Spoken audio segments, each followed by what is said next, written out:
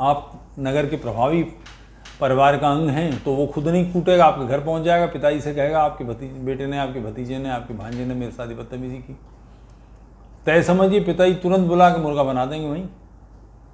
अब इससे परे हो गए हैं हम लोग, ये दबाव बंद हो गया है और उसका नतीजा ये निकल रहा है कि हम अभद्र होते जा रहे हैं। गालियाँ बकना, बदतमीजियाँ करना, उद्दंडता करना हम लोगों के स्वभाव का हिस्सा बन गया है। हमारी नई पीढ़ी बड़ी अभद्र, excuse me, please, thank you, धन्यवाद, क्षमा करें, माफ़ी चाहूँगा, क्षमा कीजिए मुझसे गलती हो गई, ये बातें तो लगता है शब्दकोश से निकल गई हैं। नई पीढ़ी के लड़के जब बात करते हैं, मैं तो थोड़ा सा इस मामले में कुछ परंपरावादी हूँ, परंपराओं का पालन करता हूँ कि मैं गया कहीं किसी काम से, किसी से मिलने, ऑफिस में किसी में, और एक 22 साल का लड़का मेरी तरफ हाथ बढ़ाता है तो हमेशा मैंने उसको डिस्करेज किया, उससे कहा अपने पिता से हाथ मिलाते हैं आप, अपने दादा से हाथ मिलाते हैं? वो लज्जित हुआ कि जी नहीं, तो मैंने फिर आपने मेरी तरफ हाथ कैसे बढ़ा दिया? क्योंकि मैं औपचारिकता में भी उसे थाम लूँगा तो उसके इस व्यवहार को, जो मेरी दृष्टि में उद्दंडता है, अपने पिता के वयस के व्यक्ति से, अपने चचा के वयस के व्यक्ति से अगर मैं उसके पैर नहीं छूना चाहूँगा तो मैं नमस्ते करूँगा, प्रणाम कहूँगा, हाथ नहीं मिला सकता, अभद्र नहीं हो सकता। ये जो शिष्टाचार है, ये शालीनता है, ये संस्कृति है, ये कौन सिखाएगा? छोटे शहरों में तो फिर भी गनीमत है, बड़े शहरों में समस्या आ गई है। बैटरी चालित रिक्शाएं, ऑटो चलाने के लिए बिहार से, बंगाल से बहुत सारे लोग आ गए हैं। आप उनके व्यवहार को देखिए। ऑटो में सवारी बैठाना चाहते हैं, कोई लड़की आती है तो उससे मस्खरी करते हैं, अभद्रता करते हैं। लोग देख रहे हैं, वो लड़की भी देख रही है, कोई कुछ नहीं कहता। तुरंत 2 थप्पड़ उसके बढ़िया वाले पड़ने चाहिए। बाकी लोगों को भी डांट लगानी चाहिए, जिससे उसको समझ में आए कि यहाँ पर जिस जगह तुम एक लड़की के साथ अभद्रता कर रहे हो, ये तुम्हारी बहन भी हो सकती है, कोई दूसरा भी कर सकता है। यह असह्य है, अक्षम्य है, तुरंत उसको प्रतिकार होना चाहिए। तो सोशल मीडिया, और दूसरा इससे पहला कारण है फिल्म। अभी जया बच्चन के नाम से मैसेज आया है, मैं नहीं जानता ये सच कितना है, मगर ये ट्रोल कर रहा है कि जया ने अपनी नातिन, अपनी बेटी की बेटी नब्बे नवेली से कहा है कि तुम विवाह के वक़्त भी प्रेग्नेंट हो जाओगी तो कोई कठिनाई नहीं है मुझे। यही लोग हैं फिल्म लाइन के लोग, जिन्होंने सरकाय ले खटिया जाड़ा लगे, बीड़ी जलाई ले जिगर से पिया, जिगर माँ बड़ी आग है, और उसके स्टेप्स देखिए। और अगर आपको स्टेप्स समझ में नहीं आ रहे हो या सहज लग रहे हो तो कृपया अपनी पुत्री से या अपनी बहन से कहिए उन स्टेप्स को आपके सामने करे, आपको तुरंत समझ में आ जाएगा मैं क्या कह रहा हूँ।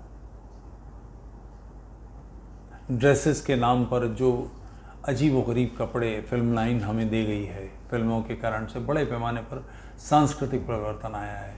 हमारी वाली पीढ़ी वामपंथी सोच की बन गई थी, 2 बीघा ज़मीन और जने एंडी मेंडी पिक्चर देख देख के। ज़मींदार अत्याचारी होते हैं, ब्राह्मण पुजारी दुष्ट होते हैं, बलात्कारी होते हैं, साधु बलात्कारी होते हैं, बनिया सूदखोर होता है, बेईमान होता है, अत्याचार करता है। मुसलमान बहुत अच्छे होते हैं, अल्लाह को प्यारी है कुर्बानी गाने वाले। पठान बहुत अच्छे होते हैं। 786 का बिल्ला जीवन की रक्षा करता है, ओम का चिन्ह नहीं करता, 786 का करता है। ये लगातार चीज़ें हमारी ज़िंदगी में इसने फिल्मों ने डाल दी हैं। करने वाले, पिक्चर बनाने वाले मुसलमान नहीं थे। रहीम चाचा बहुत अच्छा होता है, वीरू भगवान शंकर के छोटे से गांव में इतनी बड़ी मूर्ति के पीछे से उल्लू बनाता है बसंती को। हीरो बाहर से कहता है मैं तेरे दरवाजे पे नहीं आऊँगा। 786 की आरती उतारने वाला मंदिर की कहता है तुझे नाली में फेंक दूंगा, तो ये इस किस्म के डायलॉग लिखे जाते हैं। कौन है लिखने वाले, आप समझ सकते हैं। सलीम जावेद जैसे लोगों के काम हैं ये। इन सब के परिणाम स्वरूप, इन बेखुदगियों के परिणाम स्वरूप जीवन की वो शैली जो शायद आधे % लोगों में भी नहीं थी, वो घर घर के, परिवार के प्रत्येक घटक के मन में डाल दी गई है। मीडिया के जो माध्यम हैं, सोशल मीडिया हो चाहे और दूसरे मीडिया के माध्यम हो, उन्होंने हमें मानसिक रूप से करप्ट कर दिया है। ख़तरा ये है कि अगर इसे रोका नहीं गया, इसे समझा नहीं गया, तो ये सारी चीज़ें लगातार बढ़ते बढ़ते अब परिवारों को ध्वस्त कर देंगी। परिवार ख़राब हो जाएंगे, परिवार नष्ट हो जाएंगे। कुछ दिन के लिए चलता है, जब तक ये हार्मोन्स काम करते हैं।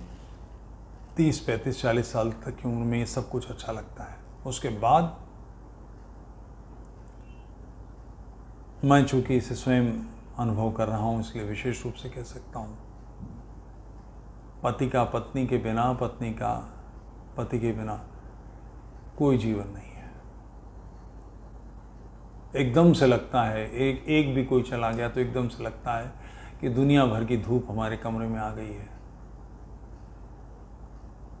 कोई छांव नहीं है, कोई आसरा नहीं है। परिवार बहुत बड़ी शक्ति है, बहुत आवश्यक चीज़ है। इसका ध्यान नहीं करेंगे, और इसका ध्यान रखने के लिए ये आवश्यक है कि हम समझें कौन बड़ा है, कौन छोटा है।